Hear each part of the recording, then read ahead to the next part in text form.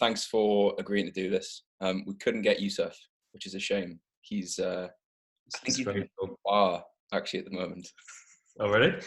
Yeah, I probably shouldn't include this in the recording when it goes live, but he's a doctor, obviously. I don't know whether you know that. Like a medical. Yeah, I still keep up with what you do and listen to it. Right, okay, cool. Well, so he is the least panicked person about coronavirus that I've spoken to. So like yesterday I texted him, I was like, this looks pretty bad, mate. Like, how bad is it? And he was like, I'm going to Harrogate to a spa today. So it's like, all right, to get rubbed by someone in a like hot, moist environment with lots of other people. So like, yep, I think it's so.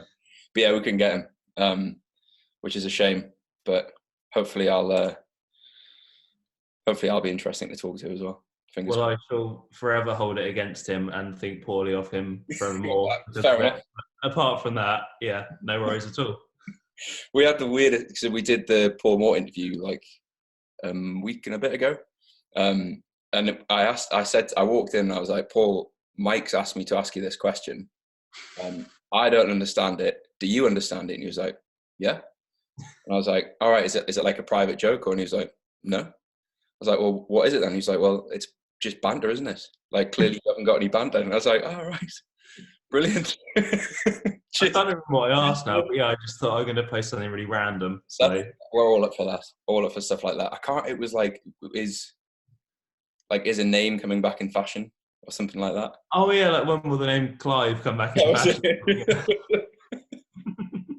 Paul, more than anyone, just like, I don't know, you just like, you ask him anything, he's like, has an answer. Yeah. I think, yeah, it's probably why he's where he's at, I suppose, one of the reasons.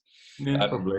So this podcast basically is like a complementary thing to our 4 PTs, basically. So we're trying to get people on who either have like a specialist skill in something and or are doing it or have done it themselves. So it'd be cool to talk about healthy living. It's healthy living, heavy lifting, isn't it? Not the other way around. Yeah, I think that's right. Yeah. You think it's right? Okay. If we chat about that and like, because I think we probably started in around the same time. I think so. Yeah. And then if we transition and talk about copy for a bit, that'd be cool as well. Yeah, I'm fine with that. I think people think, including myself at times, think that copywriting is this like dark art that no one really understands. And yeah, I agree with that. Oh, the secret to sales. But yeah, cool. All right, man. Well, I don't really like doing like, welcome to the podcast. This is like, we'll just sort of transition into it if that's okay. Yeah, that's cool. Yeah, I'm happy with that. Cool. Do you want to explain a bit? Is there anything you want to introduce or anything you want to promote or? No, not really. If it comes up, it comes up. If not, I'm not that fussed really. So I'm have sort a website these days or not? I have a domain name, but there's nothing on it. So I was looking through your the autoresponder download. And I was reading on you. And I don't know whether you know this, but like the link's broken. Yeah. It's like Mike's website.com. I was like, oh, cool, he's got a website. Clicked on it and I was like, invalid URL. Yeah. No, I basically just tell people to go onto Facebook, follow me for like 2 weeks. If you like the pithiness and sarcasm, cool, send me a message and I'll add you onto the list. If not, nice. Wow. Okay. A low level of commitment to getting to know me. Okay. So before someone opts in, they have to follow you for 2 weeks and then.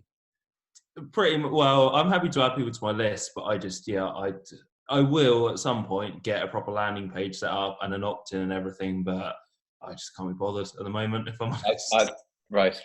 So if we just briefly contrast that with how many figures were there in the last course launch you did? So in the last 10 months, it's done about 185 grand, I think. So that's no landing page. So there's a webinar, right? But no. Yeah, webinar that I hosted. I got my mate to set it up. Who he runs. He's got a fitness and fat loss company, so he just set it all up on their server and just did like a custom URL for it. But yeah, I don't own any of that. Like he created it all for me in his Kajabi account.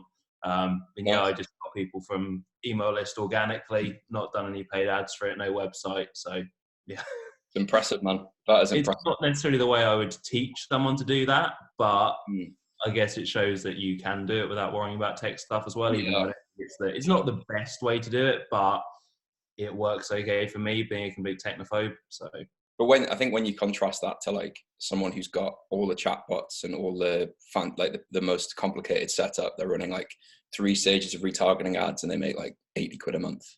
yeah, I mean, my costs for all of that were, including his fee for setting up, were like 3.5 grand for everything. So yeah, from a purely sort of profit perspective, Pretty that's good. another reason for keeping it simple, I guess. Yeah. Well, I think that's one of the reasons why we wanted to get you on, because I think the business industry, or the business, I never really know what to call it, because it's not the fitness industry technically. It's this like weird kind of creepy outer circle of people kind of like trying to prey on people in the fitness industry. But business coaches in the fitness world, I think, are all for complexity. I think there's so much complexity in what people advise, and people lose track of like, just be a helpful person and post interesting things for a long time. And eventually, sort of, as you said at the start of this call, like people will start paying attention, right? Yeah, I kind of get that, because in copy I'll talk about, oh, you need a unique mechanism and you need some sort of system. And so, yeah, if your system is, well, you need like a Facebook ad to an opt-in to an email sequence to a, follow up with chatbots, you do retargeting. Yeah, that's quite a cool system. I like that, and I'm not against anyone doing it. But I guess you've got to weigh up, am I a technical person who likes doing that stuff? Or am I the kind of person who is massively prone to overthinking and procrastinating? And actually, if I reach a technical stumbling block that I'm struggling to get over, which I would personally myself, that would then put me off from launching the thing. And Yeah.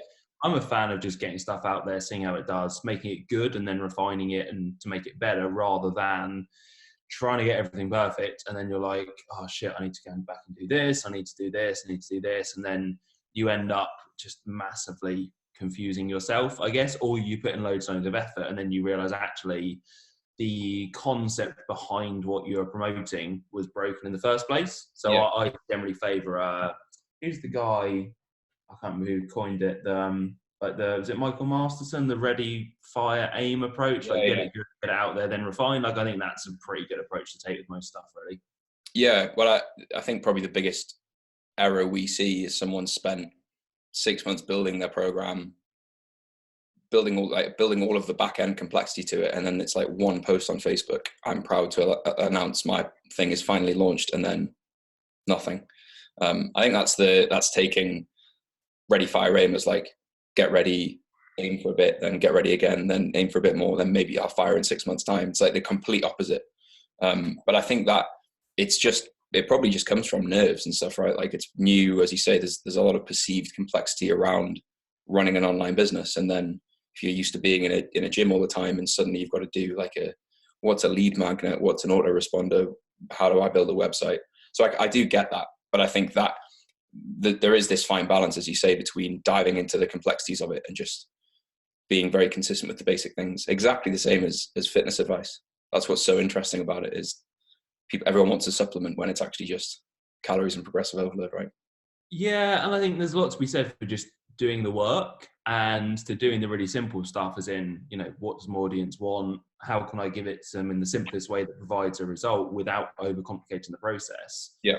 But then at the same time, we all like to have hope about stuff. It's quite nice to sit there and dream of, in a year's time, I'll be making, 10 grand a month completely automated, and I'll be making money while I sleep and stuff. And actually, when you start putting stuff in place to get that, you get closer to the point where it's like, well, is this going to happen or is this not? Mm-hmm. And a lot of people prefer to spend time in that stage of thinking, all I need to do is get, this next bit done. Mm-hmm. And they can still hope about it without having to actually go out there and risk not happening. And everyone thinks, I've only got one chance to make this happen. And if I blow that chance, it's gone forever. And it's like, well, no, that's not the case. You can put something out there, and if it doesn't go as you want, it's really not the end of the world. But people like to have that complicated process because it puts them off actually having to get it out there and see the results of it. And so I think that a huge number of people I speak to actually suffer from that, staying in the stage of perpetual hope and trying to make things more complicated because they don't want to actually face reality. Yeah. I mean, I think getting over that, I don't really know a way, like if someone is prone to being stuck in the I can't wait to do this kind of this time next year or this in 6 months time, it is difficult to get someone out of that frame of mind, because that in and of itself is kind of a nice place to be, right? Having this Yeah. like anticipation, this, oh, well, it'll be different in a year or in a month or whatever.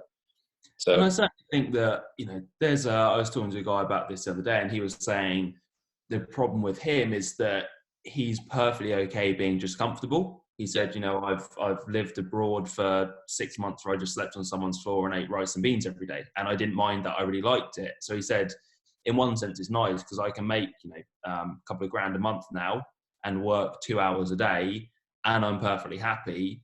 And there's a part of me that really wants more, but at the same time, it doesn't want it enough to get out of my comfort zone and to actually do something about it. And I thought, yeah, I think a lot of people are like that, especially linking it to the PT thing. If you are, let's say, doing 2-3 grand a month on the gym floor, and you've kind of got a bit of freedom, and you're not having to do a daily commute, you're not having to wear a suit to work, you don't really have a boss. Most people, if you said to them when they get into fitness, would you like that? They'll go, yeah, I'd really like that. When you get there, obviously you realize there's a lot more to it, and you can have this online business, you can have automated stuff, and you can earn a lot more and maybe work less. But it's like, it's a difficult place to be in, because a couple of years ago, give them their current scenario and they'd have bitten your hand off for it. So it's like, do you want it enough to kind of do the work and take the risks to get to that? I don't like the phrase, but get to that next level, so to speak. And that exists in online as well, right? Like, I'm sure you've had the same thing where you set this like huge goal that you think seems unachievable, and then you get it, and you're like, oh, what do I do now? And then you think, I should set the next one, I suppose.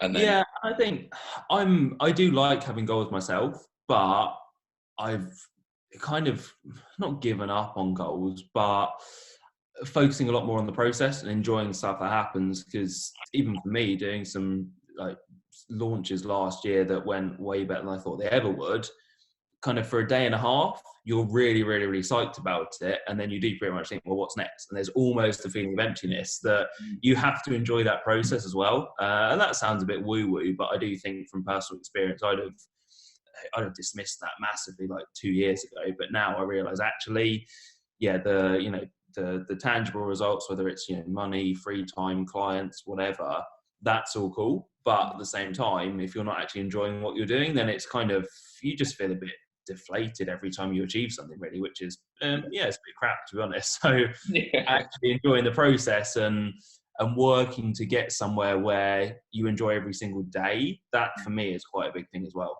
Yeah, I think there's have you heard of Tim Urban before? I know of him, yeah. Yeah, he was on the Tim Ferriss podcast, like this was a while ago, and he spoke about happiness being like having a mint Tuesday, like just having the best Tuesday. And like for me, that kind of frame is, again, very, very rarely discussed, but really, if you just consistently have a great Monday, a great Tuesday, a great Wednesday, and you don't have a goal necessarily or something that an outcome that you're shooting for, probably your quality of life is going to be pretty hard to match. It'd be hard to improve on that, really. Yeah, I'd say so, massively. And again, it's something that a few years ago when I was getting into marketing stuff, I'd have said, you're talking nonsense with that. Like that's, it's all about big launches and it's all about cash in the bank, and, it's almost hitting PBs on sales and stuff. And then now, I get that all the time where you sometimes have to bring yourself back and think, actually, it's like, 11 o'clock on a Thursday morning, I've done all my work for the week and now I'm only doing stuff that I want to do. Yeah. If I have a day now where I have to actually go and do something, like I did a consulting day in London last month, I think, and actually I really enjoyed it, but at the same time it was so much more stressful than a normal day because I had to get a train and I had to be somewhere I had to get on the train at like 6:15, I had to be somewhere, and then you had to sort of like be on your best behavior, so to speak, because you're meeting someone, and you had to be semi-presentable, and I enjoyed it, but I thought if I had to do this kind of thing every day, that kind of brought me back down to earth a bit to think, do you know what, just kind of dossing in a coffee shop and writing some emails is actually not a bad place to be. I had the same thing. Like last year, I did a marketing presentation to a law firm in Leeds, and when you get asked to do it, you're like, yeah, definitely, like I'd love to do that.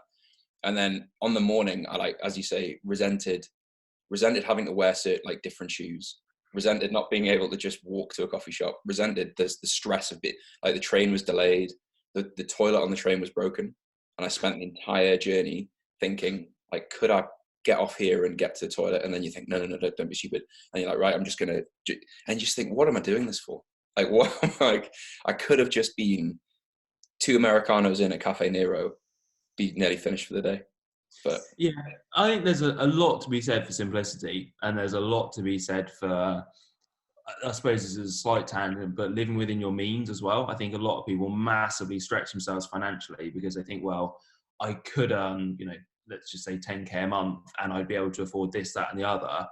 And actually that's a really stressful position to be in. And then you feel like you have to take on everything and anything. Whereas actually, if you just scaled that back slightly and you thought, right, what do I need to live a comfortable life, and let me do that, and I'm going to be able to put X amount away every month, or even if I have a 25% income dip, I know that everything's covered. Like, for me, that's a much better place to be in. And I think you do better work like that as well, because actually you're less stressed. When you're looking for clients, whatever industry you're in, you then don't come across as desperate because you don't need that work. You don't have to compromise on your prices. You don't have to compromise on how you do things. So yeah, slight tangent, but I think, actually doing that means that you have the much more of a lifestyle that you then find enjoyable and just is a lot easier to stick to. And even on a business perspective, I think people worry about revenue and forget about profit a lot of the time. Like, everyone's on the top line, or like, how much sort of pipeline revenue can I generate? How many aggressive sales calls can I do? And then you forget about, well, actually, like, when I net off software costs, ad spend, the person I'm outsourcing things to in Indonesia, actually this laptop lifestyle nets me like 500 quid net profit. And you're like, could work in Starbucks and get more than that. Yeah. Well, I was speaking to a guy the other day who was bringing in about 18K a month, which I thought sounded great for a fitness business. And his costs were like 15. Mm-hmm. I was like, what's the point? Yeah, like £3,000 a month profit is really good for most people. If you're, if you're keeping if your revenue is like 4K and you're keeping 3K of it, that's pretty good. If you're earning 18K and keeping 3, for me, the amount of stress that then generates is in, well, if I only make 15 one month, then you're breaking even. Well, do you kind of not pay a member of staff? Do you have to lay someone off? Do you have to, find ways to cut costs? Do you not pay yourself? It's like, that's a pretty stressful position to be in. So yeah, everyone talks about making more. You're 100% right. But at the end of the day, it's, it's what you're putting in your own pocket and what's giving you enough to live the lifestyle you want that doesn't have lots of stress involved with it. Yeah, absolutely. Well, so if we just skirt back to sort of how we met, do you remember our first conversation? Because I do. So if you don't remember it, I'm going to be really upset. I remember the first thing we did together, I'm sure, was an article on eating out or something. I vaguely remember. I've forgotten that. I remember that one. That was on your Propane fitness site, and I think it might have been a guest post I did. But I'm going to be terrible and say that I don't think I remember the specifics of the first conversation. So that actually was the result of the initial conversation. Got it. I remember. So I was still working as an accountant. I remember I came across your website, and I remember reading it and thinking, like, there's so many references in here to things that I'm also interested in. And I think I emailed you on your contact form, and that led to that guest post. And I'd completely forgotten. I think you were the first ever guest post we had. I'd completely forgotten about that. Yeah.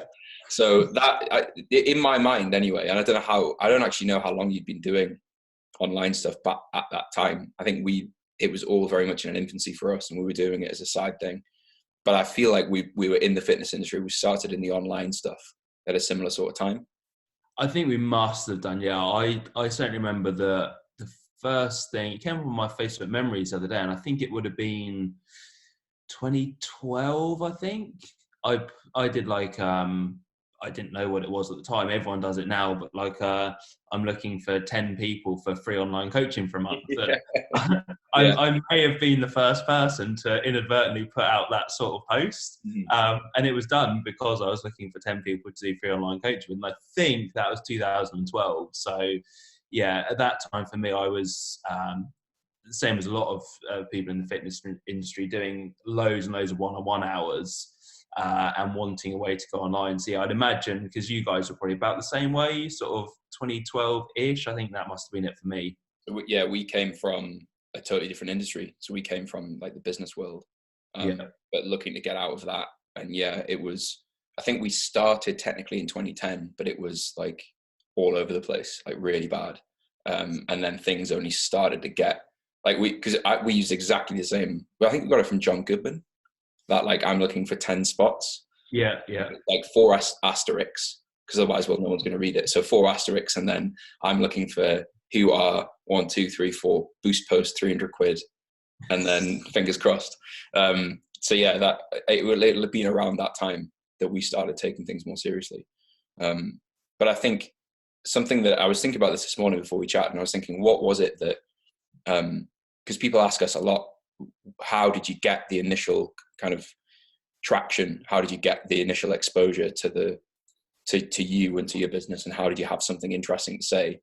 Because at the time we weren't promoting, and I don't know whether you were in the first instance, like promoting flexible dieting and that sort of thing. I was very much in the carb backloading, like off the deep end with that stuff when we first started. But I feel like the commonality probably for both of us was writing and articles, and writing on Facebook and writing on our website.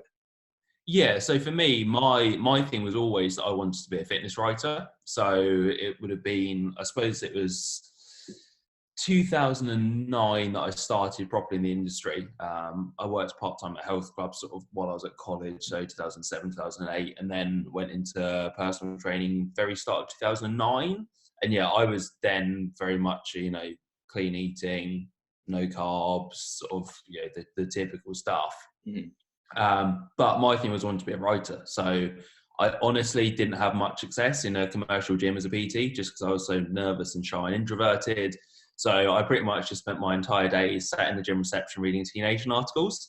And I thought, actually, rather than sitting here being a loser, eating out of Tupperware, pretending he's a personal trainer, it would be much cooler to write for this website.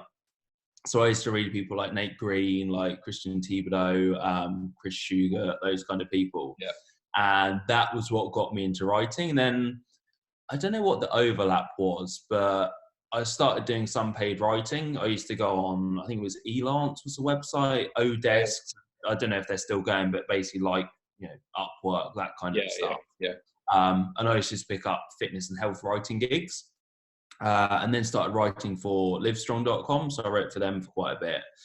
And that was probably at some point, like I said, I don't know the exact crossover time, but that was when I got into the online stuff. And for me, writing was not that it came naturally, but because I've been doing it for other people, that was the medium that I tended to choose. So it was longer form blogs, it was posting on Facebook. I dabbled with some audio and video stuff, but just never really stuck with it, to be honest. So yeah, much like yourselves, I think writing was just the medium that tended to work for me. So yeah, 2012, I think it was, that I set up my site. And just kind of, again, without really having any kind of plan. I think I got my first mentor in probably 2013, but went for the first year just pretty much writing whatever came to my head. And some people seem to think it was okay, so I just picked up clients fairly organically, really. And so when you first started, was it just one-on-one online coaching, like over email, adjusting basis, that sort of thing?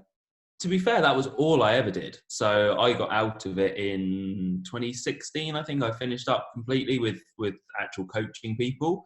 But yeah, again, because the thing for me was I actually hired Lane Norton in probably 2011, maybe 2010. I remember. Yeah, probably about a year before I started myself, because I thought, well, one, I sort of wanted to get lean. So I thought, well, I'll hire a coach, but also because I thought I want to do what this guy does. So let me hire it and see how he does it. And I suppose it worked well for me because his approach then was all about simplicity. So there weren't really any spreadsheets. It was, you got your macros emailed to you via email. You got your training plan in either a Excel sheet or a Word document or whatever.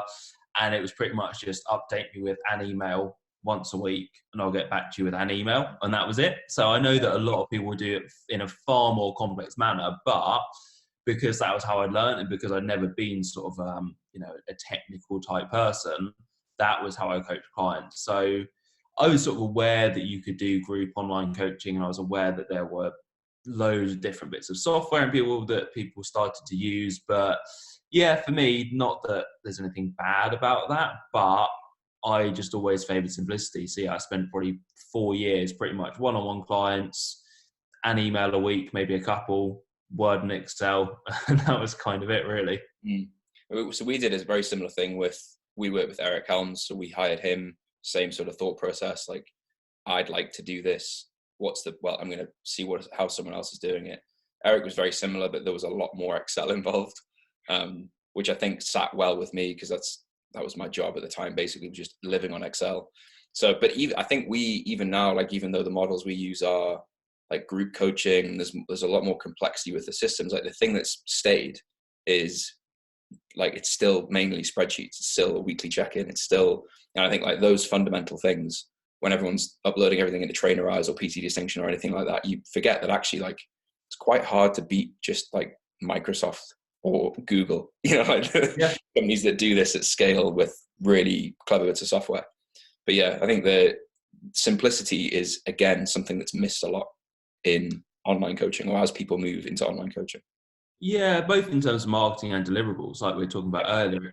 There are definitely some people who, either coaches who work better when they have different bits of software, they have an app and stuff, and there are clients who probably respond better to that as well, if they're more mathematically minded or they're very driven by data and that kind of stuff. But it's one of those things people tend to stress about a lot more than they maybe need to.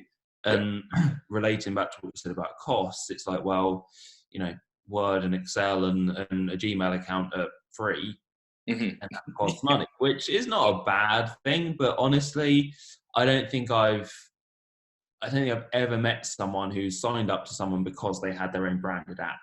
It's like, if all other things are exactly the same and it comes down to the decision of, does this person have a branded app or not, you would probably go for the person who has a branded app. But it's never been a thing that, someone's gone, oh, let me pay this person £150 a month to coach me because they have a branded app. It's like, if you're that worried about it, you're probably looking at the wrong things, in my opinion.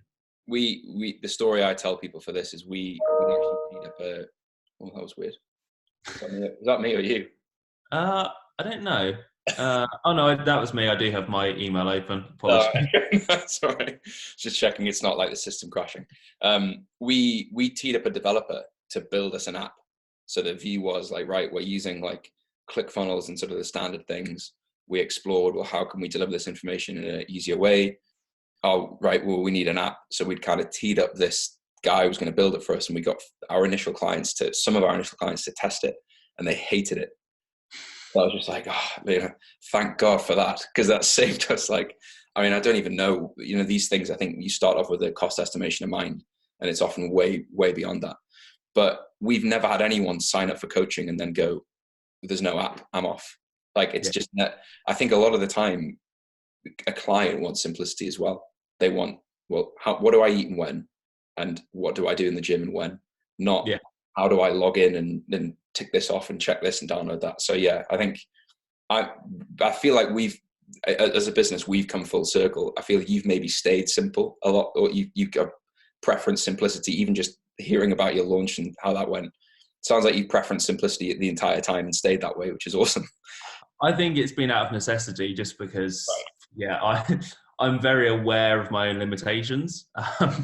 And so to be fair, that's part of it's a small reason, but it is one of the reasons why I got out of doing online coaching stuff, was because I could see other people were getting more advanced with how they delivered things, other coaches, I mean. Yeah. And for me, it was a case of, well, I probably need to start doing a bit more of this to keep up. Do I really want to? And I didn't particularly. So that was a reason why, among other things, but it was kind of why I decided to cut ties with the industry when I did. But yeah, it's one of those things. I'm the same. I've tell a lie, I had one person who asked for a refund on my course because there was no printed materials with it. Right. Which is a bit of a weird one, because I said in the sales material there is nothing printed that gets sent to you. But yeah, same thing. I had actually a copy client who's in the fitness industry, and he spent over $20,000 having a really fancy website and back-end system built. And basically, he gave his clients the option of, do you want to use this? And almost all of them said no.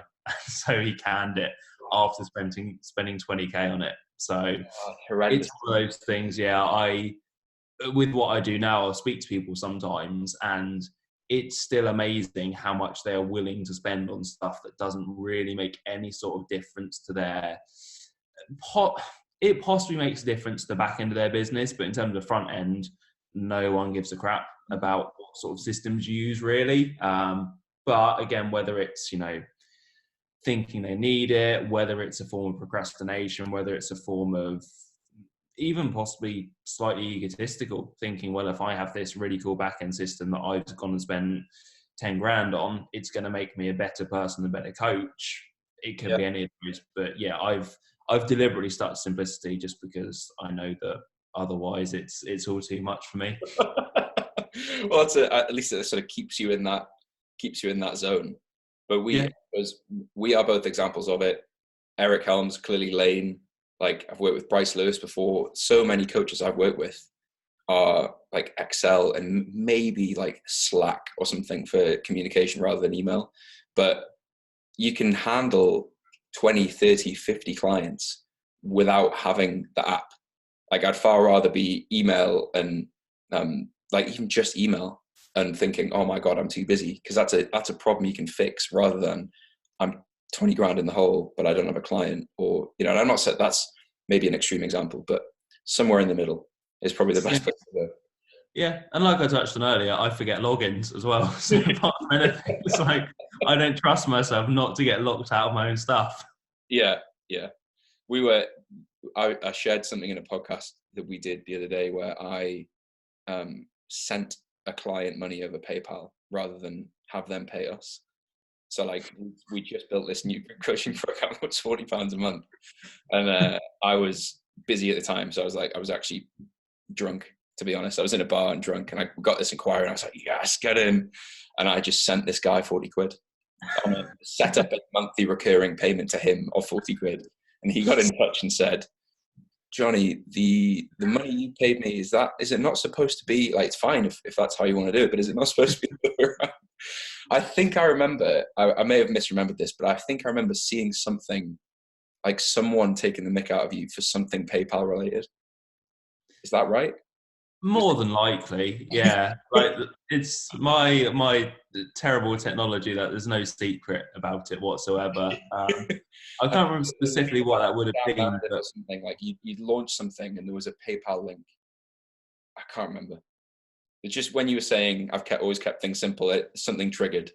That almost certainly would have happened. So for quite a while, for much longer than it should have been, I basically had it where if someone downloaded an ebook that I'd done, a paid ebook, I just couldn't work out how to figure out the payment system. So I just used to constantly check my emails to look if a sale had come in and then really quickly send it to them, which, looking back on it, is actually really unethical. But that was a perfect example of like, make sure something works. And when people start buying it regularly, then I realized, okay, I probably need to actually get someone to set this up for me. But again, no one seemed to mind. I don't think I might have had a few refund requests and a couple of angry emails, but honestly, from sort of selling probably 100 like that, I think kind of probably 97 people, when I sent it through, are like, cool, yeah, never mind. Like, if your system was down, that's fine. I was like, no, it's just me being awful. But here's the book. I love stories like that, because it's so refreshing to hear that like someone who succeeded was still doing something like that. Because it just, I think, a nice reminder for people of like, it doesn't need to be super complicated for me to start. Yeah, and like I had someone the other day reach out to me because they wanted me to be on their podcast, and I was like, yeah, cool, up for it. Like, let's get a day in April. This isn't me, Mike. You're not bad. No. My memory's not great, but I would remember if it was a story about the person I was speaking to.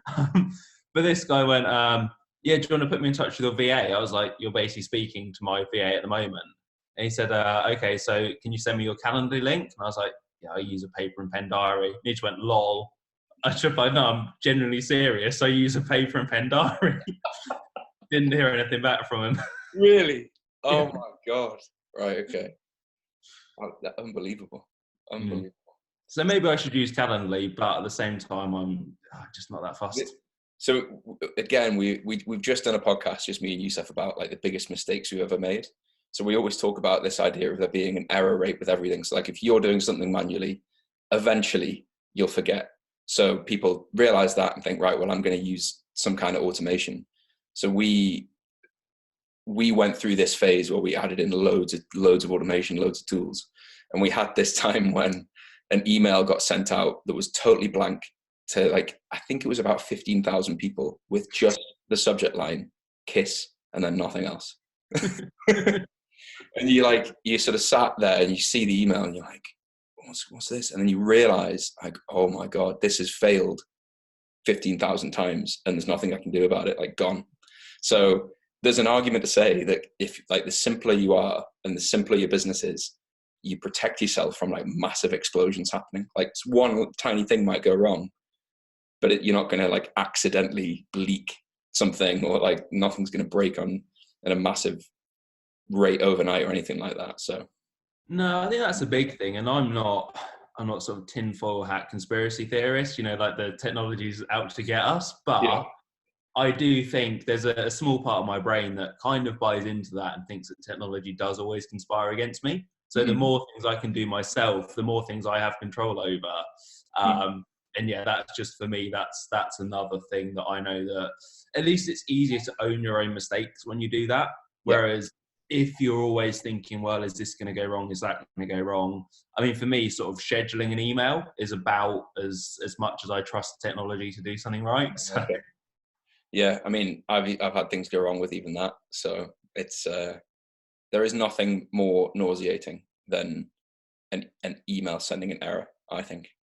Like, Yeah, I had one once where I don't know how it happened, but every letter was on a separate line. So it was literally just like a line of letters going down. and someone's like, is Mike taking the piss here? Like, is this a copywriting thing? That I'm just I generally had 3 people email me and said, "What technique is this?" really. Yeah. I was like, "No technique whatsoever." I don't even know how it happened because it showed up fine for me. But it's a good lesson that actually you do that. Or another thing is, like, if you don't send an email and you usually send an email, if you've got a good relationship with your audience, Mm-hmm. they'll email you and say, is everything okay? Yeah. Or they'll email you and tell you and go, oh, by the way, this is happening with your stuff at the moment. Mm-hmm. And so that, for me, sort of brings it round again to, if you've got a good relationship with your audience, you can get away with a lot of stuff. Yeah, definitely. And they'll tolerate the odd like subject line that's kiss with a blank email and think like, Yeah. John. Yeah. It's the kind of thing where if someone, if you're friends with someone, they wouldn't get angry about stuff like that. And there's a difference between friends and subscribers, customers, Yeah. followers, all that kind of stuff. But it should also kind of be like you're talking to a friend to a degree when you put anything out. And so I think if you have that relationship where there is the trust, well, the know, like, and trust aspect, Mm-hmm. people generally don't mind, because actually if they give you some money and it doesn't come through, they know, okay, it's not that I'm being scammed, it is that something has gone wrong, so let me email the person, they're going to sort it out. And actually, if you have that, it buys you a lot of leeway in terms of mistakes, I suppose. Yeah, definitely. And I think you seem to not take yourself too seriously online, which I think I is think that's the big thing. yeah, Yeah, yeah, is you want to have, I suppose they refer to it as the expert frame, and you want to be knowledgeable and kind of lead people to a degree. But at the same time, I think you can't take too much stuff that seriously. And there's a time and a place for taking stuff seriously. But if you can be a bit self-deprecating, generally, I think the better you are at taking the piss out of yourself, the more people tend to warm to you. And yeah, actually, you can do that and still be pretty successful and still have the positioning you want to. A lot of people take themselves much too seriously, and then you either just look like an arse, or it just all comes back to bite you in the end. Because actually, if you take a really hard line on stuff and then you're called out for it, or someone genuinely disproves what you're saying, it's then quite difficult to backtrack on that. yeah. And I think like if you take yourself super seriously and then something goes a bit wrong, you are just opening yourself up for public criticism. Yeah, and it's also about who you want to appeal to as well. I don't want clients or customers necessarily who are super serious. I want people who want to do well, take personal responsibility, have accountability for what they do, who enjoy writing or building a business or copy or whatever. But I don't want someone who would be the type of person to turn up in a networking event with a handful of business cards and a 30-second elevator pitch prepared. So for me, I want to do what I can to put off those people. And so if actually, I can't think what I've done recently, but putting out a sarcastic post that takes the piss out of myself, those people will probably think, well, that guy's not serious, which actually is a good thing. Yeah. Well, so like I know from your sort of just content and public appearance that like you admit that you're pretty crap with technology and you make a bit of a deal of it. And I think like that's an alluring thing in working with someone, because you're like, well, they don't take themselves too seriously. They're not super sensitive. They're not going to get offended easily. Just for me anyway, it makes someone easy to speak to, easy to work with. Yeah, I'd say so. And adding caveats to stuff as well. I mean, I went and did a photo shoot about a year ago and had the typical businessy influencer style photos, which I actually really liked. I think some of them look good and they work well, but I will often publicly refer to them as my wanky photos, just because I think if you take yourself too seriously with stuff like that, you can get into the territory of, posting a black and white shot of you looking out into the distance with an inspirational quote. Yeah. The typical sort of fitness industry, arms folded, staring down the camera. Yeah. And people start to think like, what the hell is this person doing? So, yeah, being serious and being professional, but at the same time, not taking yourself like overly seriously with it. I think that it's something that when I left like the corporate world, really struggled with. So I used to like tell you stuff, don't swear in anything. He would upload like, have you seen the video of him doing like Olympic lifting in a train station? Yes. Yeah. Like he uploaded that. And I was like, what the fuck are you doing? Like, that's not even remotely related to fitness. But then that progressively became like our most engaged content. And he went through a phase where I know you've seen this video. So he would say like, Johnny, EYES, what does that spell? And I was like, A's. And then he just like publicly posted it. It's on YouTube. It's like in our top 10 YouTube videos. It's my personal top 5 videos I've ever seen, if I'm honest. I still probably watch it about once every 6 months. Just to make you smile. So like, I think I initially found this resistance to that. Like, it's a serious business, needs to look professional. So then Yusuf just took the piss out of me for me and then put it online for me. And then you realize like, oh, actually, that tends to get quite good reaction. So it's just personality. And that's always the stuff that when someone has followed us for a while, it's always those things that they remember or those things that they mention. It's never like the serious article you wrote about insulin or anything like that. Like, it's the stupid stuff. Yeah, I was going to say the exact same thing in that I don't often post about copywriting, really. 1 in 5 posts might be something about here's how to write good copy, which is an awful title for a post about copy, but it's something kind of useful. But that stuff I tend to keep more for, I've got a free group. I'll put more stuff like that in there because people have opted in to join the group because they're kind of interested in that stuff. But for everything more personal, I'll put about launches and about different stuff that's working and that kind of thing. But it's much more lifestyle related. It's much more just jokey stuff to a degree, which some people would argue is not in any way funny, which is fine. I don't think I'm actually that funny, but it's very much more lifestyle personality. Again, some people would argue I don't have a personality, but it's that kind of stuff where I just post random things that I find amusing. And that tends to, again, it depends what you're going for. If you've got an offer that is super serious, how to scale your business to 9 figures, and it's a $100,000 or £100,000 offer, you probably don't want to post about how you spent the morning, I don't know, chasing the stranger's cat around the road or whatever.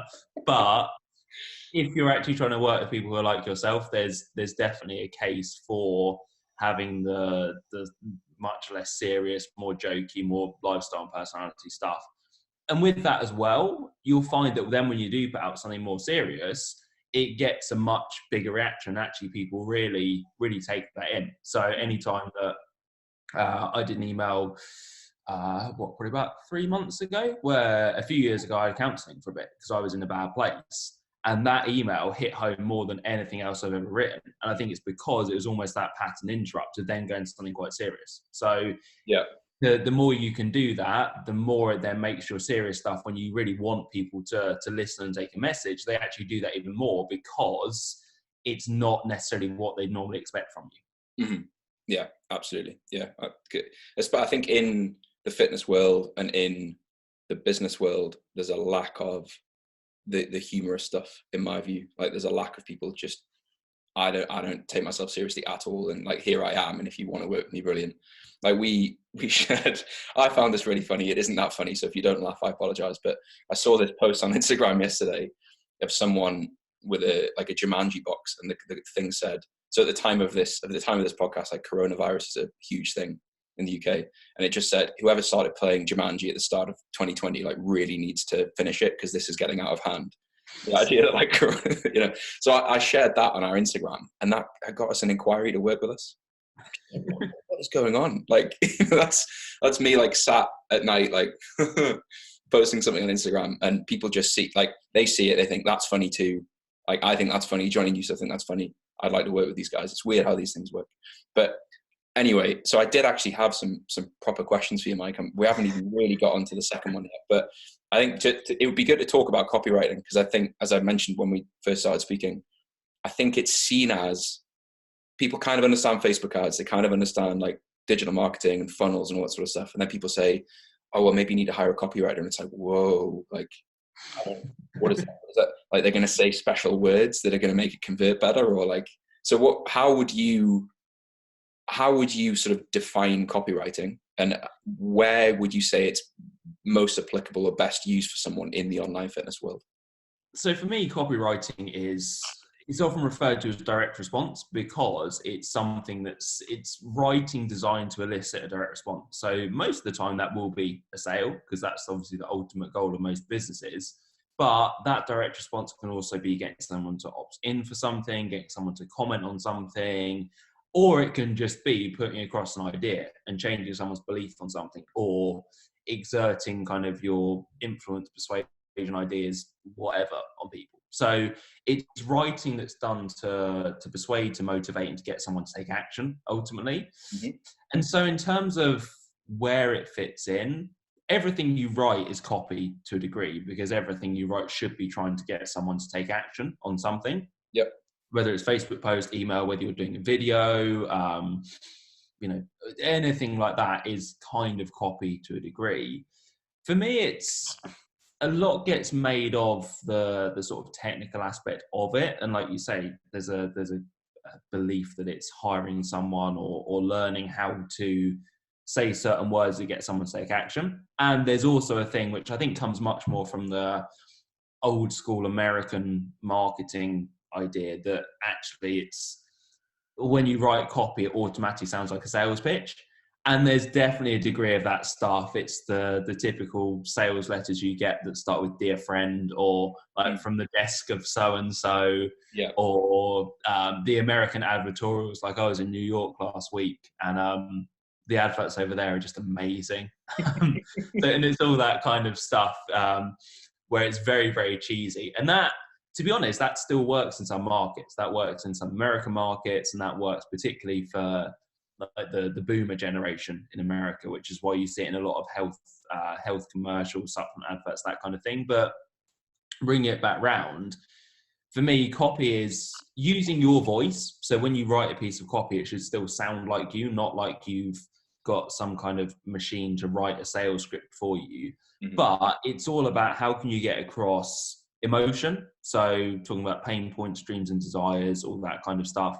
How you can talk about their objections. So what objections might people have to working with you, and how can you bust those? How can you logically overcome those objections in a conversational format, and just driving them closer to the outcome you want them to take, which is probably going to be signing up for you.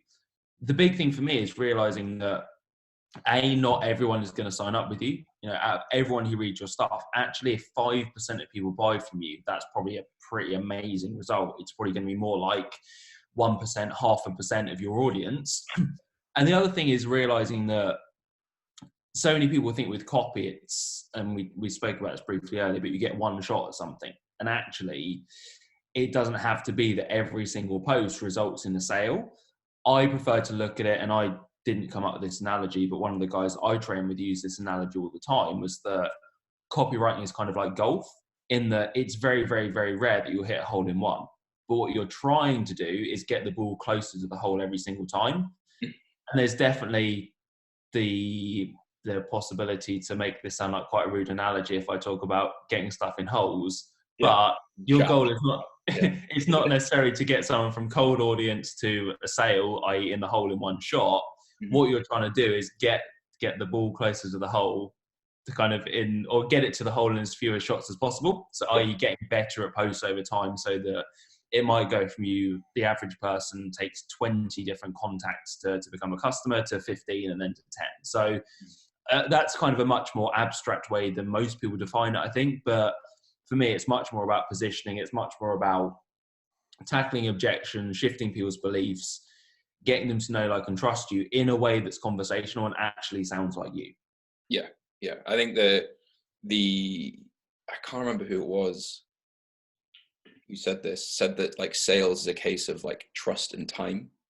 So like we all, when we're teaching our like the personal trainers we talk about this idea that if you have 100 people who sort of enter your world, you might get, there'll be probably 50 who would never consider working with you or may never work with anyone.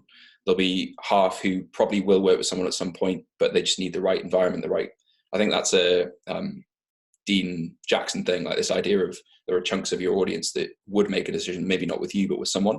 But probably you're looking at like 1, maybe to 5% who would do what everyone is kind of wanting, which is opt in, consume something, and buy straight away. And that's the audience that everyone focuses on, is that like slither of the audience that is ready to do something, and people neglect the 95% who probably, might just need to be on your email list for 6 months. Yeah. We get it all the time where someone will say, I've been on your list for a year and a half, and I just found today, I just clicked the link, today was the right time. But so many people ignore that aspect of marketing, I suppose. There are certainly what I'd term as silent observers who sit there for ages, and it's either a cumulative effect of things that make them eventually buy from you, or it's that one thing that you say that everything else they kind of like, and then there's one thing that they love and they opt in. And for me, a lot of it's about kind of kicking over the fence sitters, so to speak. So if you've got, a couple of gardens, then you say you've got 100 people, 50 might be in one garden and they're never leaving that garden because they're perfectly happy there and they don't care about coming into your garden.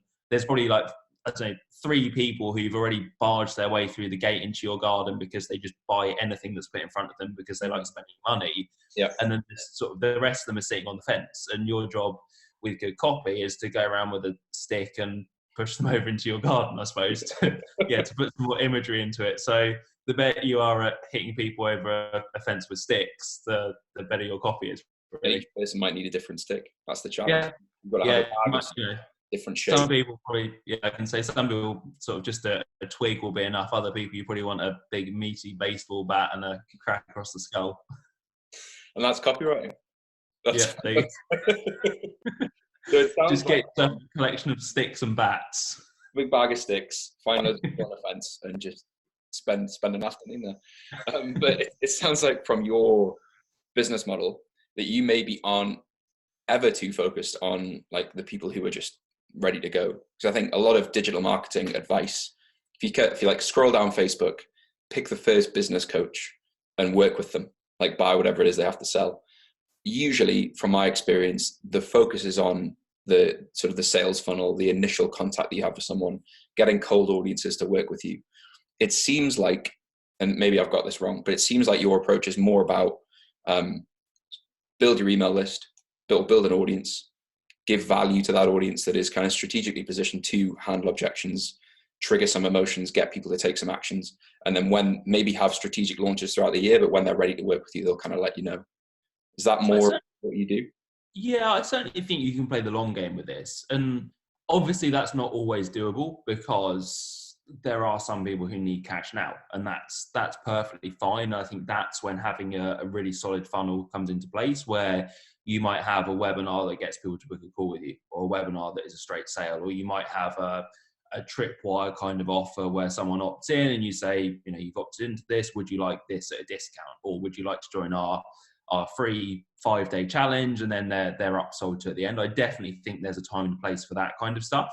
But I do think as well, if you can play the long game, that always works out better in the long run. I suppose that's kind of obvious. The long game's better in the long run, but hopefully that makes sense. Like if you can bide your time, and I don't necessarily like using myself as an example, because I also do a lot of stuff wrong, and a lot of stuff has just happened because I've been doing it for so long. But the last few launches that I've done, I've had people I've sold via a webinar basically. So I sent a link to a webinar to my list, and it's been an hour and a half webinar with a 10-minute pitch at the end.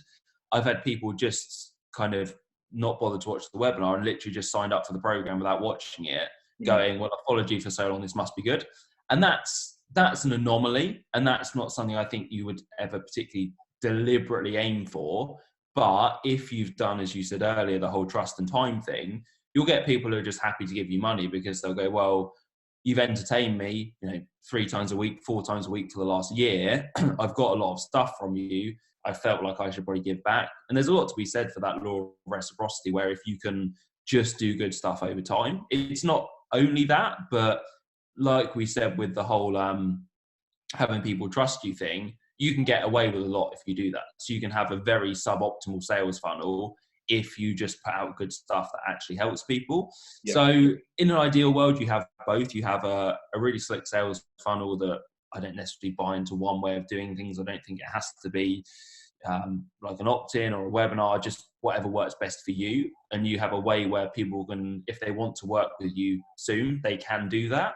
But at the same time, if you're happy kind of ticking by and you've got other sources of income, or you've got, you've been doing this long enough that you've got consistent income from that, actually just being consistent and putting good stuff out over time is it's very underrated as a way of building a business. Yeah, definitely. I think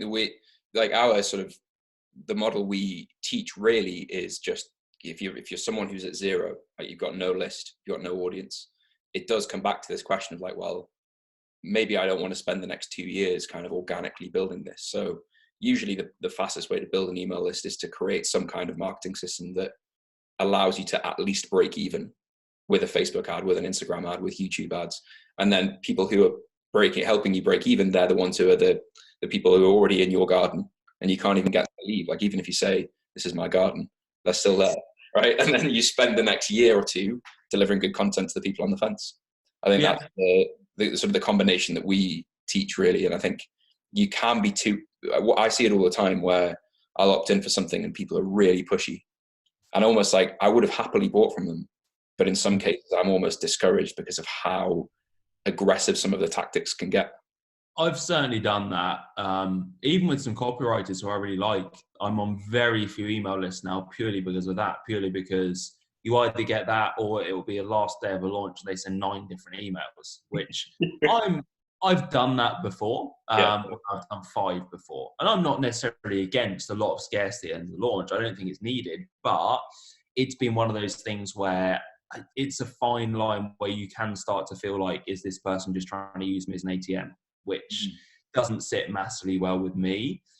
But what you said about if you can break even in the front end, that I think is something everyone should be thinking about, because actually what too many people try and do is profit on the front end, which is doable, but actually it's pretty difficult, or it can be very difficult. And that's when having that good funnel plus decent kind of long-term communication comes into play. The number of people who are always looking to optimize the front end of their funnel to make a profit, when actually what they need to be doing is focusing on building a relationship with people who've gone through that initial bit and not bought. It's like, it's so much easier and so much more profitable and sustainable to actually focus more on consistent communication for people who've not bought yet, but are still interested, than it is to think, how can I get my cost per click up? How can I get my click-through rate up? How can I, optimize this this lead magnet? It's just, again, it's kind of personal preference because I'm not a technical person and I'd rather just work on communication and messaging. Mhm. But I also think, people get pissed off when they're not making a profit at the front end. And it's like, if you're breaking even, you're actually doing pretty well, Yeah. because Yeah. you should then be, making more money, much more money on the back end of that. Especially with a fitness business that's usually like subscription based recurring revenue. If you break Yeah. even on sale one, like you're pretty hard to catch in terms of a competition perspective. So I always think, if you, again, I think the standard at the moment is how do we profit on the front end, but that tends to mean you end up having to make these decisions that just feel a bit kind of, I don't know, not best for the lead or the customer. Like suddenly the offer becomes super high ticket for a fitness business. Suddenly the sales call tactics super aggressive. Suddenly it's loads of scarcity, and yes, you might convert the one person who emotionally is a bit in a bad place at the moment, who was probably on the fence and with the right coercion would buy, but you might also alienate the other person who like just wanted to see what you're about. So yeah, I think we have this perspective of be willing to break even on that transaction and be a good person about it, be realistic about like what is it that people are going to buy, and then everyone who's opted in who didn't buy on day one, if you do the right things, will probably buy when it's right for them. So it's a tough balance though, tough to get right. I'd agree with that 100%. And I think part of this is personal preference, but Yeah. I would just always rather sell ethically, I guess, and always rather, I don't want to do something that I look back on it in a year's time and think that was a bit Yeah. shady. And I'm all for, if you've got something that's worth a lot of money, charge a lot of money for it. Like no one should be ashamed of doing something high ticket at all. And there are definitely offers that can change people's lives and are worthy of that high ticket fee without a doubt. But at the same time, there's a big trend now, and it seems particularly in fitness, to just whack a zero on the end of your prices. And what would have been, charge £150 a month for a coaching program, all of a sudden they're charging like $4.5K for a 3-month program, where you think, is that really worth it? Yeah, and like you say, it's was it you guys I was listening to before saying about did some sales stuff and actually like a sales roll call with someone, and Yeah. Yusuf make himself really, really hard to sell to it. Yeah. The Yusuf's Mr. like does not get bought in by anything sensational at all. Yeah. I mean, like banker turned doctor, bit of a weird guy that like likes to see the evidence of things. And this guy was on this sort of mock sales call with Yusuf saying like, well, like using all his like NLP tactics. And Yusuf just went, no, that's too expensive for me. And the guy was like, what do you mean by that? It's like, well, the income that I create on a monthly basis means that I have the following cash. Your price point is too much. He's like, Yusuf's just getting progressively more and more kind of insulting for this guy. So if a number is too large, then that means that. So yeah, like we kind of took a step into that world, and you just like come out and like sticky floor, and you're like, oh god, awful. Like, and part of it, I think you're probably the same.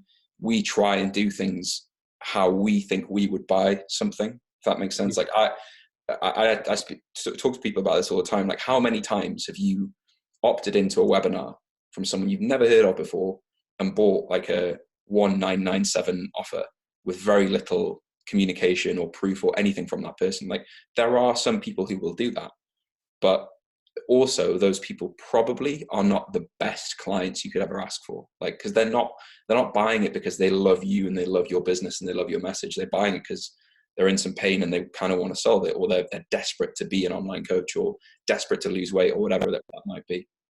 So yeah, my thing has always been that my worst type of customer would be the type of person who goes and does that. But a month before they'd done a Forex offer, a month before they bought into a real estate offer, a month before that they bought into a Facebook ads course. It's like, it's cool to have that money, but A, they're probably going to refund.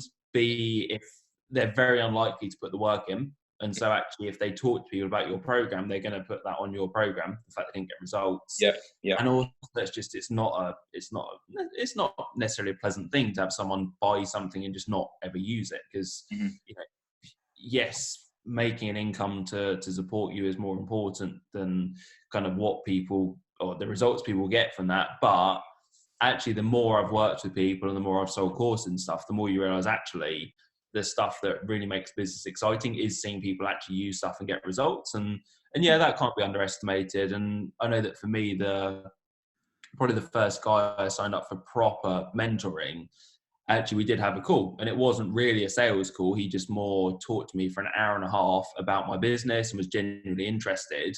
And then at the end told me his fees, and I said, cool, I'm happy to do this. Let's sign up. And he actually said, no, wait 24 hours because now you're going to be excited and you're going to want to buy something and you might get cold feet. Mm-hmm. In 24 hours, if you still want to do this, phone me back and we'll get you signed up. And for me, that was the exact way I'd want to be sold to. Yeah. And so I don't really do sales calls, but it's that sort of messaging that I then try and put across, because I think it just feels like the right way to do things. And it builds a business that actually is a lot less stress, and you're working with people who do genuinely want to work with you. Not the whole, you go to an event and it's the run to the back of the room to sign up because this super amazing program that was, 9997 is now just, 197 for the first 10 attendees. And it's just, it's, in a way, I admire it massively because the guys who can do that are exceptionally clever at what they do, but I would never want to do that myself. Yeah, I completely agree. I think when we do use calls for applications to our program, the people we learned from are always like, take payment over the phone, otherwise people never buy. But my thing is like, well, I would buy, but I wouldn't pay over the phone. So something's not right there. So we do the same thing. It's like, look, go and speak to like the other decision makers in your business or in your life. Go and have a day and think about it. And I thought like, I'm taking this stance and doing this, and I'm probably going to kill my conversion rate with it. But it's higher than the conversion rate that the guy teaching the course suggests. So I just think there's a lot to be said for just kind of trying to be a nice person when it comes to selling things on the internet. Yeah.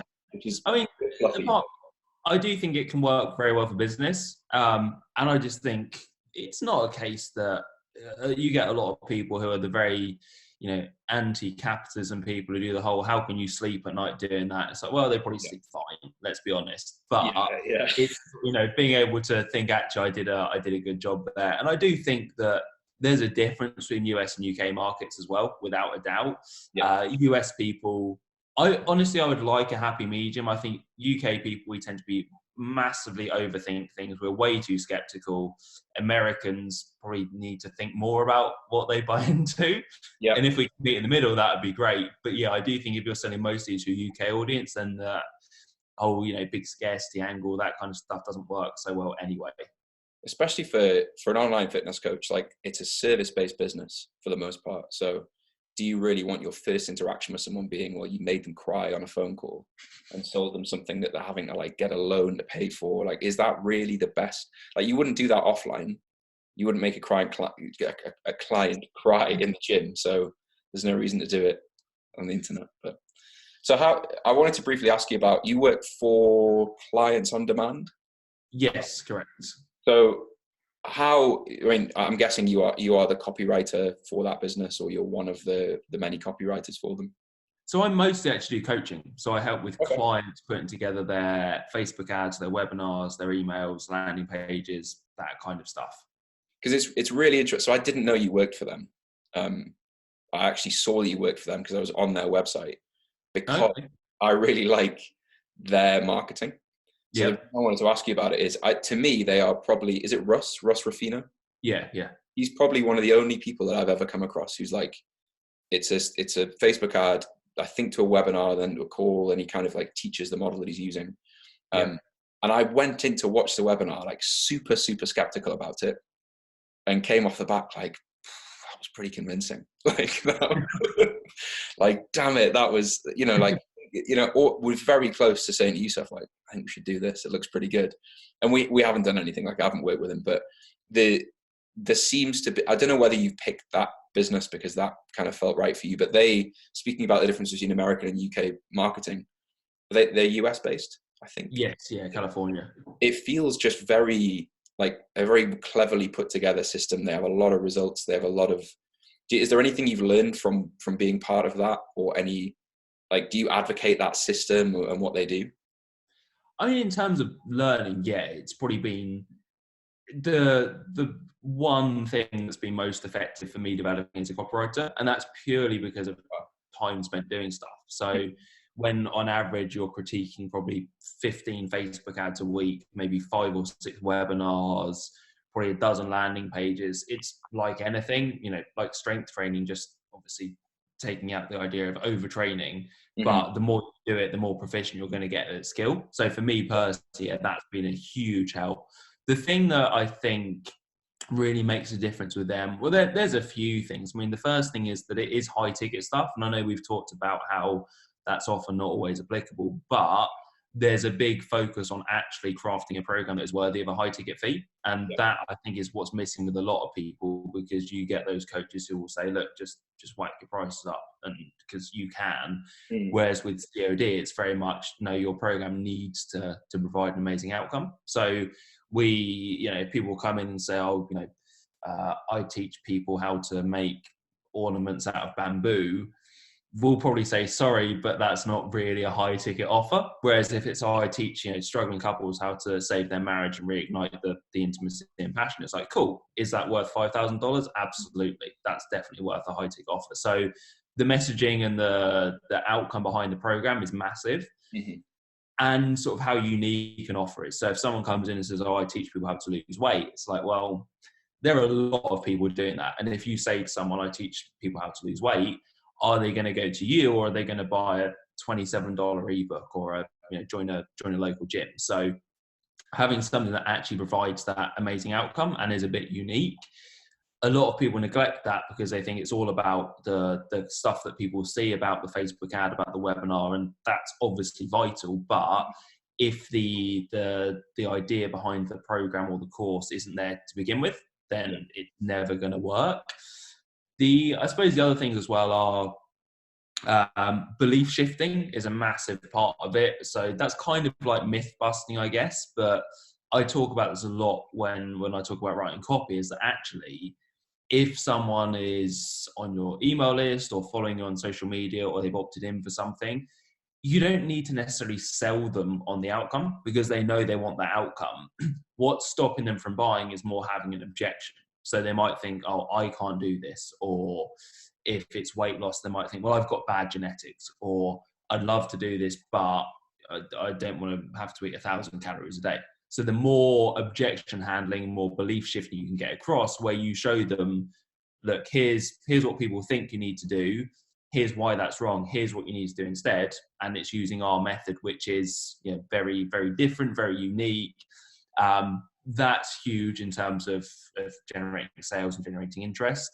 And then, as you said, well, you named his system. It's the Facebook ad to a landing page to a webinar to a breakthrough call and then a sale.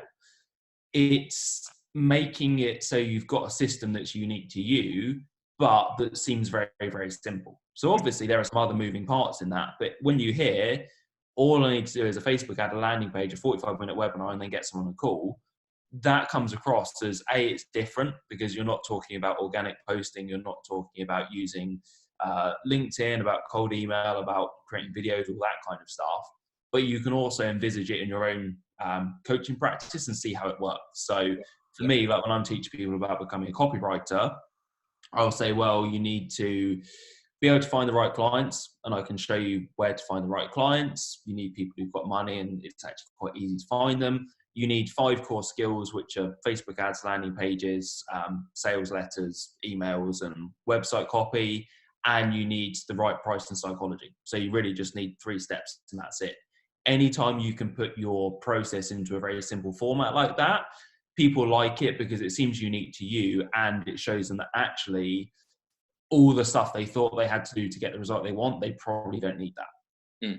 Yeah, and that's kind of the unique mechanism aspect of marketing that I think is, you see it like really misconstrued in fitness sometimes, like the three things that doctors don't want you to know about fat loss, and like, come on, man, like that's again. Have you asked Yusuf what those 3 things are yet?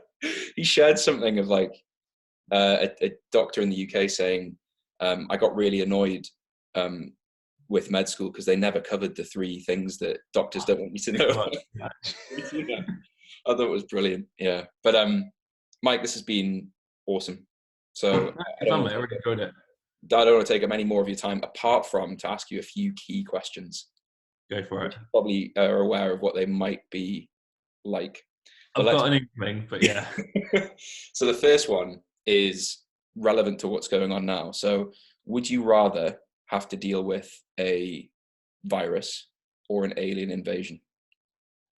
Oh, alien invasion would be much more interesting. Yeah, no doubts about that whatsoever. There's also the feeling of like bring it on then. You know what I mean? I also think there's a tiny part of me again that sort of wants there to be life out there. So while 98% of me would be absolutely terrified, 2% of me would be going, "Yep, I knew it." Yeah. I think like what's so annoying about a virus is it feels like there's nothing you can do about it. Yeah. Whereas the thought of like a really pathetic way if humankind were to die out from it. It's like, oh, basically a version of the flu is wiped you out. Like exactly. If we get wiped out, I want people with who are kind of from thousands of light years away to come and do it. Couldn't agree more. And like battening up the windows, like putting like knives on the end of brooms and that sort of thing. Like I'm fully up for that. I think that would be brilliant. But like you do think, well, at what point?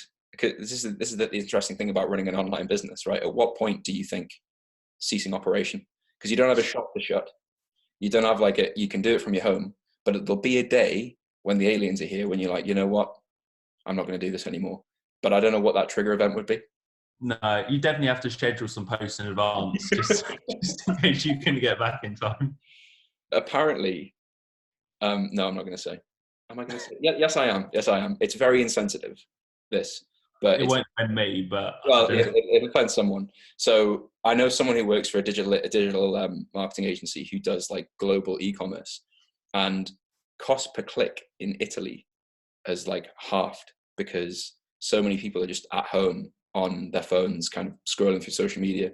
So I think if alien invasion happens, maybe there's an opportunity. So to be fair, it would probably be worth putting together some sort of sales funnel for it. I mean, the survival niche is massive in America. Everyone buys their survival knives and survival kits and stuff. I mean, there's definitely scope to do that for an alien invasion. So anyone who's got the skills to do that might be worth, at least thinking about it. The one key weakness of aliens revealed. And then, fine, I'm up for it. Like, well, if that happens, Mike, let's partner. We'll make that happen. We'll brainstorm it, yeah. I'll make the spears, and you can write it. Cool. So next question: would you rather your only mode of transportation be a donkey or a giraffe? I'll probably take donkey because I think at least I've never seen anyone riding a giraffe, so I don't know what the consequences would be. I'd imagine they could the idea of there being consequences. You mean like low bridges and that sort of thing? Yeah, I'm thinking that. I mean, I would go for donkey because at least you know what you're going to get with that. Great answer. Keeping it simple again. I think I'd have to go giraffe just because I think you can't deny you just get so much exposure, wouldn't you? Yeah, I suppose the one thing that might change my decision would be, are you able to climb up a giraffe's neck? Because that would be quite useful if you're riding that, and then just in case you had to get to a high place, for example. Like it wouldn't be much use on donkey, and also actually if you could just go around to a friend's house and sort of climb up the top of the neck and just wave at them through their bedroom window. Which no, I'll stick with donkey, but I might need to do a bit more research on it as well. Yeah, what riding a giraffe would be like.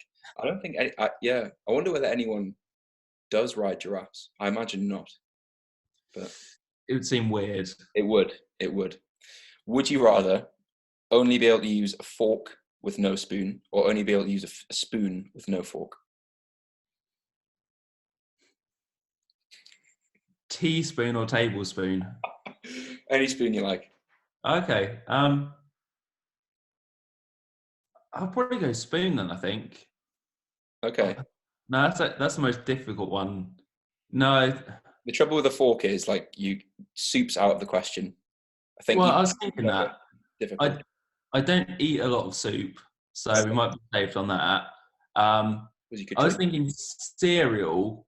Could you then still drink the milk out of the bowl if you had cereal? Yeah.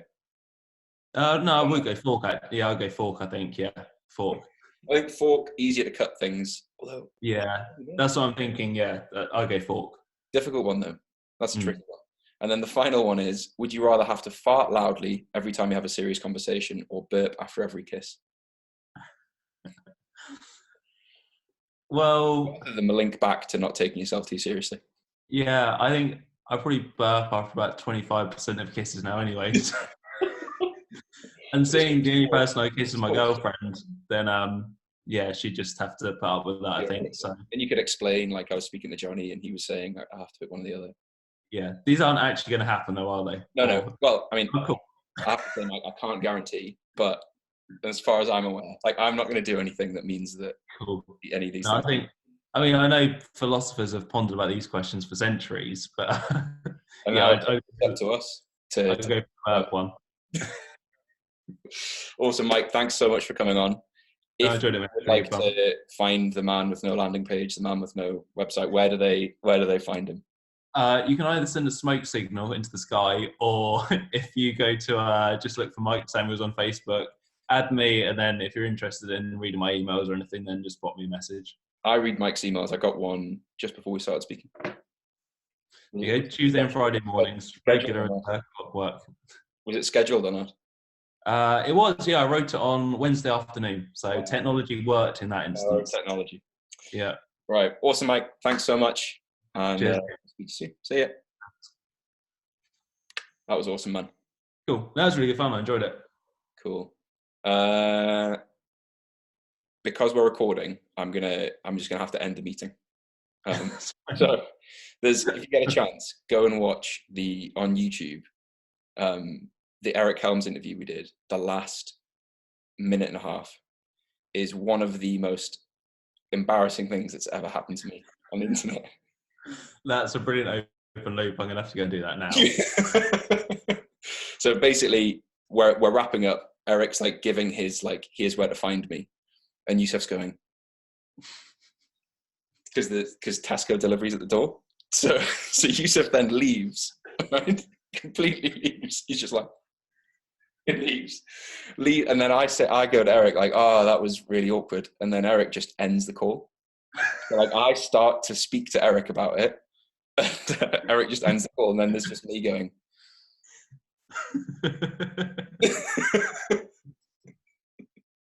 It's at the end of the YouTube video. Yusuf left it in without mentioning to me that he was going to leave it in, but no one's commented on it yet. So that shows how long people stay and watch our content for. But yeah. All right, man. Thanks so much for coming on. Thanks for it's been ages as well. It's been a long time since we've spoken, and this has been a long call. So thank you for both. That was good fun. I really enjoyed it. All good. Awesome, man. All right, I'll drop you a message when it goes live. And yeah.